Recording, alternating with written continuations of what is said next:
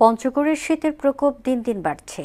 ডিসেম্বরের শুরুতেই হিমেল হাওয়া ও ঘন কুয়াশায় জেলার শীতের অনুভূতি বেড়েছে।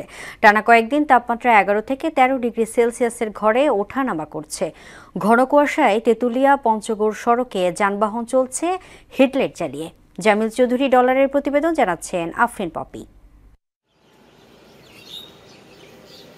হিমালয়ের পাদদেশে অবস্থিত সর্বোত্তরের জেলা পঞ্চগড়ে বাড়ছে শীতের তীব্রতা। প্রতিদিন সন্ধ্যার পর থেকে হালকা কুয়াশার সঙ্গে কনকনে শীত অনুভূত হয়। রাতভর হালকা থেকে ঘন কুয়াশায় ঢেকে থাকে পুরো এলাকা।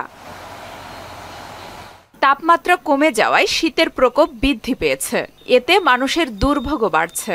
শহরে লোকজনের উপস্থিতি একেবারে কম থাকায় দোকানপাট খুলছে অনেক দেরিতে। ছন্দপতন ঘটেছে খেটে খাওয়া ও ছিন্নমূল মানুষের। দিনের বেলা একটু কম কাজ করা যাচ্ছে, আগে কাজ করা গেছিল একটু বেশি। দিনের বেলা রোদ উঠে একটু, তারপরে রাত্রের বেলা আবার ঠান্ডা করে কুয়াশা পড়ে। শীতের কারণে দিন হয়ে গেছে ছোট, কাজও কম হয়। ঠান্ডার কারণে হ্যান্ডেলটা ধরা যায় না, ঠান্ডাটা বেশি। দরিদ্র শীতার্তদের শীতবস্ত্র বিতরণ করা হবে বলে জানিয়েছেন জেলা প্রশাসন। জেলা প্রশাসন শীত মোকাবেলায় অগ্রিম প্রস্তুতি গ্রহণ করেছে।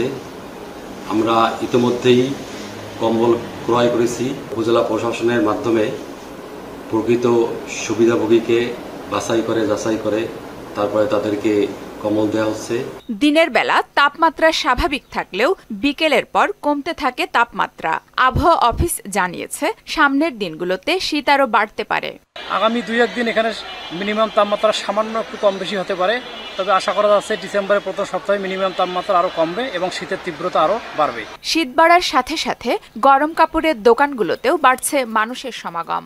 এছাড়া পঞ্চগড় আধুনিক সদর হাসপাতাল সহ বিভিন্ন স্বাস্থ্য কেন্দ্রে বাড়ছে শীতজনিত রোগীর সংখ্যা। আফরিন পপি, মোহনা সংবাদ।